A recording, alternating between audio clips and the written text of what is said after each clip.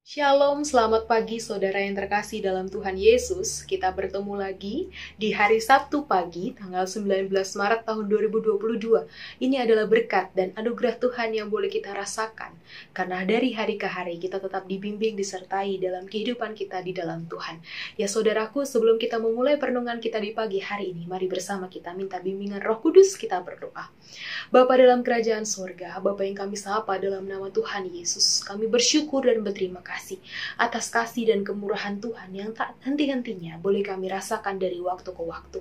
Dan di pagi hari ini kami juga tetap dibimbing disertai Tuhan untuk boleh bersama rasakan kasih Tuhan lewat penyertaan Tuhan dari hari ke hari. Di pagi hari ini adalah bukti kasih nyata Tuhan yang tetap senantiasa kami rasakan karena Tuhan bersama dengan kami. Ya Tuhan, kami dalam ungkapan syukur kami mau datang dalam doa dan perenungan akan kebenaran firman Tuhan. Kami membutuhkan Tuhan bersama dengan hati dan pikiran kami sehingga kami boleh membaca, mengerti, bahkan juga kami boleh melakukan firman Tuhan dalam kehidupan kami sehari-hari. Ya oleh sebab itu Tuhan berfirmanlah karena kami siap mendengarkan. Amin. Saudaraku yang terkasih dalam Tuhan, pembacaan Alkitab kita di pagi hari ini terambil dari Injil Markus pasal 12 ayat yang ke-13 hingga 17. Markus pasal 12 ayat yang ke-13 hingga 17, demikianlah firman Tuhan. Kemudian disuruh beberapa orang Farisi dan Herodian kepada Yesus untuk menjerat dia dengan suatu pertanyaan. Orang-orang itu datang dan berkata kepadanya, "Guru, kami tahu engkau adalah seorang yang jujur, dan engkau tidak takut kepada siapapun juga, sebab engkau tidak mencari muka, melainkan dengan jujur mengajar jalan Allah dengan segala kejujuran. Apakah diperbolehkan membayar pajak kepada kaisar atau tidak? Haruskah kami bayar atau tidak?" Tetapi Yesus mengetahui kemunafikan mereka lalu berkata kepada mereka, "Mengapa kamu mencobai aku? Bawalah kemari 1 dinar supaya kulihat." Lalu mereka bawa. Maka ia bertanya kepada mereka, "Gambar dan tulisan siapakah ini?" Jawab mereka, "Gambar dan tulisan kaisar." Lalu kata Yesus kepada mereka, "Berikanlah kepada kaisar apa yang wajib kamu berikan kepada kaisar, dan kepada Allah apa yang wajib kamu berikan kepada Allah." Mereka sangat heran mendengar dia. Demikianlah pembacaan Alkitab kita di pagi hari ini. Saudaraku yang dikasihi oleh Tuhan, selamat pagi. Salam kasih Kristus untuk kita semua. Sebagai orang Kristen, tanggung jawab kita pertama-tama haruslah taat kepada Tuhan.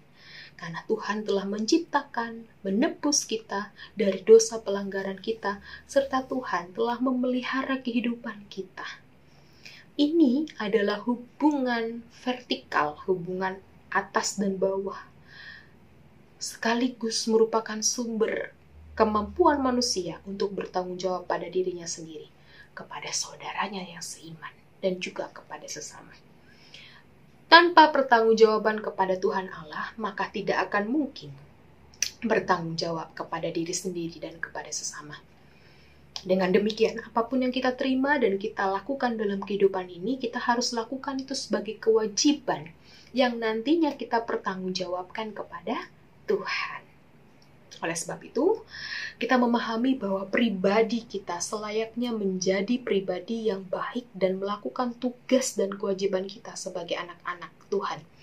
Jika memang itu harus dilakukan dan mendatangkan kebaikan, maka lakukanlah. Bukan dasar untuk memuaskan atau menyenangkan diri atau mendapatkan perhatian, tetapi atau menjatuhkan sesama, tapi kita melakukan itu karena memang tugas tanggung jawab kita.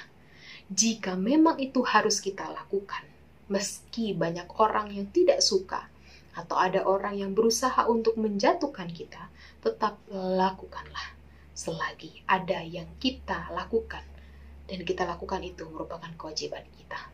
Nah, saudaraku yang dikasih oleh Tuhan, demikian juga yang Yesus ingin ajarkan kepada kita semua oleh perikop pembacaan kita di pagi hari ini. Dijelaskan bahwa terdapat berbagai upaya atau usaha dari seseorang, kelompok orang untuk mencari-cari kesalahan Yesus dan menjerat Yesus dalam masalah. Usaha ini dilakukan oleh orang-orang Farisi dan orang ahli Taurat. Untuk apa mereka mencari kesalahan dan ingin menjerat Yesus dalam masalah? Sebab mereka ingin menangkap Yesus. Nah, di kalangan Yahudi pada waktu itu, para ahli kitab dan rohaniawan membenci pemungutan pajak seperti mereka membenci para pemungut cukai yang hanya memperkaya penjajah Romawi dan akhirnya menambah penderitaan rakyat. Mereka ingin mencobai Yesus untuk mempertentangkan antara Yesus dan Kaisar Romawi.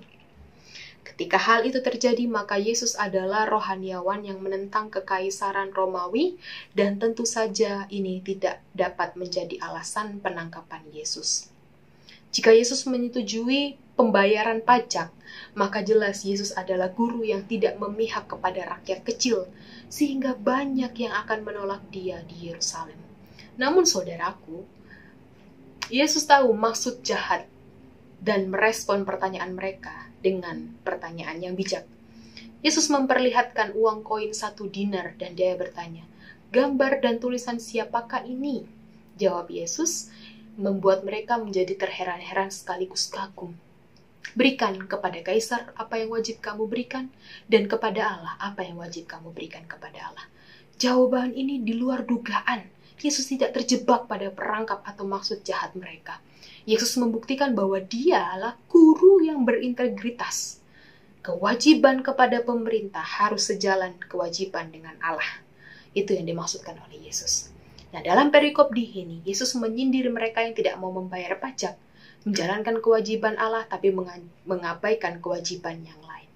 Nah, saudaraku yang dikasihi oleh Tuhan, lewat perkataan yang Yesus sangat bijaksana di pagi hari ini yang kita baca, pesan apa yang bersama dapat kita ambil? Sama seperti di bagian awal khotbah tadi, bahwa tanggung jawab kepada Tuhan itu juga dibuktikan melakukan tugas kewajiban bagi diri, sesama, dan orang lain. Itu berarti kehidupan kita di dunia ini memang tidak bisa dilepaskan tanggung jawab sebagai anak Tuhan dan juga tanggung jawab sebagai dimanapun kita berada, atau tanggung jawab sebagai warga negara. Apapun yang diperintahkan atau dikumandangkan di negara ini, hal tersebut diyakinkan bahwa Tuhan juga bekerja memerintah atas negara ini lewat pemerintahan yang ada. Nah, dengan demikian, sebagai anak Tuhan dan warga negara yang baik, sudah sepatutnya kita harus berjalan, melaksanakan semua kewajiban kita. Di satu sisi, kewajiban kita beribadah kepada Allah, kita melakukan kehendak firman Tuhan, menyatakan firman Tuhan dalam kehidupan kita sehari-hari, tapi di sisi lain kita juga memberikan kewajiban menjadi anak-anak Allah yang taat pada negara. Itu harus sejalan seiring bersama. Bagaimana kita ketika kita menjalankan kewajiban rohaniawan kita di hadapan Tuhan dan juga kewajiban kita, sosial kita. Pemerintahan, menggunakan pajak untuk pembangunan, dan ini menjadi tanggung jawab kita. Membayar pajak berarti ikut andil dalam pembangunan sekaligus menunjukkan bahwa kita adalah orang-orang yang beribadah dan menjalankan kewajiban dan perintah Allah. Kesadaran moral ini penting untuk kita alami, menjadi bagian yang tidak terpisahkan dari perintah Allah kepada kita. Dengan demikian, prinsipnya adalah kewajiban untuk tetap patuh pada otoritas Allah dan juga patuh dalam peraturan di dalam negeri ini. Patuh dimanapun. Jadi kehidupan kita seimbang. Kita kewajiban patuh dengan apa yang sudah menjadi ketetapan Allah. Kita juga patuh terhadap apapun yang kita alami.